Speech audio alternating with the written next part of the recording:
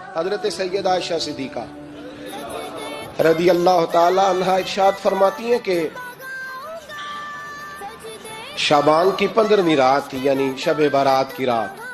فرماتی ہیں شعبان کی 15ویں رات تھی، میں نے اچانک نظر ڈالی تو حضور میرے بستر میں تھے، پھر میری نظر پڑی تو حضور نہیں تھے۔ میرے دل میں گمان آیا، خیال آیا کہ شاید کسی اور زوجہ کی طرف حضور کا میلان طبع ہو گیا ہو، وہاں تشریف لے گئے ہوں۔ فرماتی میں اٹھی باہر گئی تو نبی کریم علیہ السلام جنت البقیع میں تھے، قریب ایک جگہ پہ حضور دعائیں مانگ رہے تھے۔ فرماتے میں گیا تو حضور فرمانے لگے، ابو بکر کی بیٹی تو نے کیا گمان کیا کہ اللہ کا رسول تیری حق تلفی کرے گا؟ عرض کی حضور آپ مالک ہیں، کہیں اور جانا چاہیں تو میری طرف سے پابندی نہیں۔ کہتی ہے وہاں کھڑے کھڑے میرے رسول کریم نے بیان فرمایا، یہ ترمذی کے لفظ ہیں۔ حضور نے فرمایا عائشہ یہ شعبان کی 15ویں رات ہے، مدینے میں سب سے زیادہ بکریاں بنو کلب کا قبیلہ پالتا تھا۔